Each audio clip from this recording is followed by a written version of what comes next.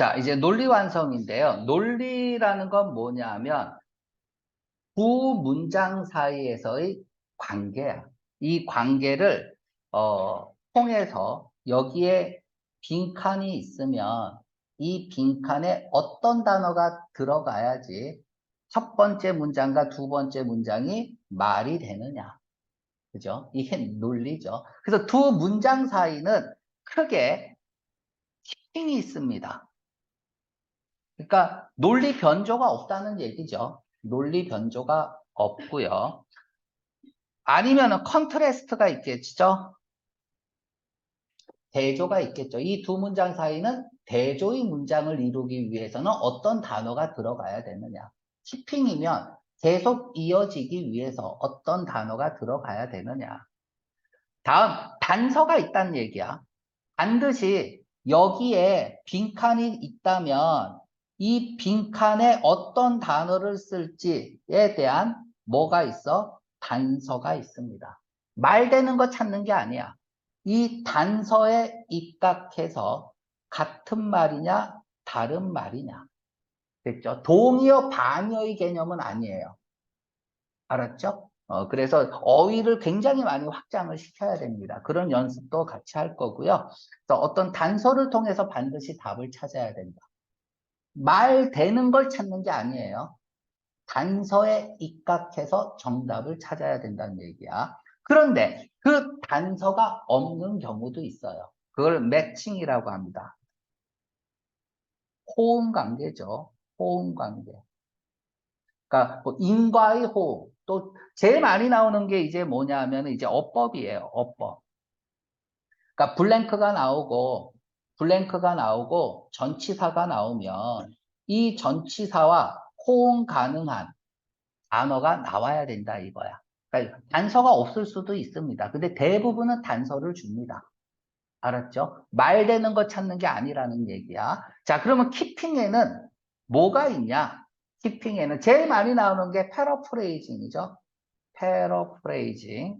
말 바꿔 쓰기죠. 패러프레이징. 말 바꿔 쓰기예요. 그쵸? 키핑. 다음에 어널러지.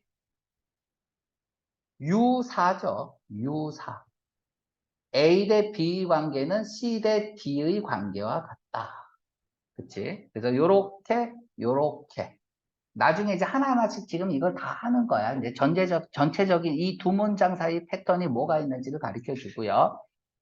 다음에 C2가 있습니다. 체인진 시그널이 두 개 있는 거야. 그러면 치팅이 됩니다. 같은 말이 하나 나와야 돼. 그렇게 공부를 안 하는 학생이 고대에 가다니 참 놀랍구나. 요거 보세요. 우리가 딱 봤을 때 체인징 시그널이 보입니까? 안 한다라는 체인징 시그널, 낫이 있죠. 그리고 체인징 시그널이 또 보이나요? 놀랍구나죠. 감정 표현 중에 놀라움, 분노, 화 따위는 체인징 시그널이야. 왜? 키핑이 아니니까 놀란 거잖아. 이러한 것들을 얘는 낫이죠. 이렇게 명백한 대조를 보이는 걸 EC라고 합니다. Explicit Contrast. 이렇게 명백한 대조가 아닌 것을 IC라고 합니다. Implicit. Explicit가 뭐예요? 명백한이잖아. 그럼 Implicit는 뭐예요? 함축된, 내포된 이런 뜻이잖아요. Contrast. 이렇게 되는 거죠. 그럼 이 두 개가 뭐예요? C2가 되는 거죠. 체인진 시그널이 두 개면 같은 말 하나가 나와야 돼요. 키팅이니까. 그러면 공부하면 고대 간다. 패러프레이징이 나오는 거야. 공부하면 고대 간다. 우리가 글을 쓸 때에도 이 논리 패턴에 반드시 맞아야 돼요. 이 논리에 맞지 않게 글을 쓰면 어떻게 돼? 이상해지는 거예요. 자, 그러면 C2에는 뭐가 있어요? EC, EC. 제일 쉬운 거죠. 눈에 확 들어오는 거죠. EC와 IC. EC와 IC가 합쳐진 게 방금 든 예문이죠. 그럼 제일 어려운 게 뭐야? IC와 IC죠. IC 두 개가 붙어 있어요. 그래서 논리를 잘하는 사람은 누구냐면 IC를 많이 알고 있는 사람이에요. 그래서 우리가 이제 집필하는 애들은 IC 패턴 따로 배워요. IC만. 그런데 여러분들은 이제 하면서 문제 풀면서 내가 하나하나 다 설명을 해줄 거야. 알았죠? 그래서 처음에 이제 키핑이 나오고요. 이 문제는 이제 컨트래스트부터 나옵니다. 컨트래스트는 EC와 IC가 있고요. 이렇게 이제 논리 패턴이 되어 있다.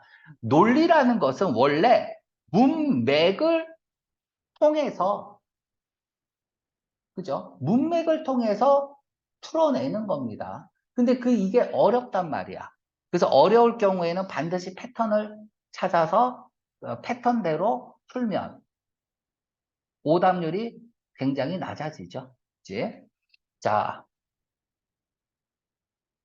개요고요. 자, 그럼 여러분들이 문제를 풀 때, 이제 문제를 풀어왔겠지만, 문제를 풀 때, 자, 이 문제 1번 문제를 풀잖아요. 풀이 방법을 먼저 가르쳐 줄게요. A, B, C, D. 단어 일단 다 지우세요. 그러니까 A4 용지 같은 거를 일단 가려야 돼. 제일 나쁜 게 뭐냐면, 보기에 있는 단어를 하나씩 집어넣어서 말되는 거 찾는 거. 이게 최악이에요. 절대 여러분들 이렇게 풀면 안 돼요. 왜? 말되는 걸 찾는 게 아니기 때문에.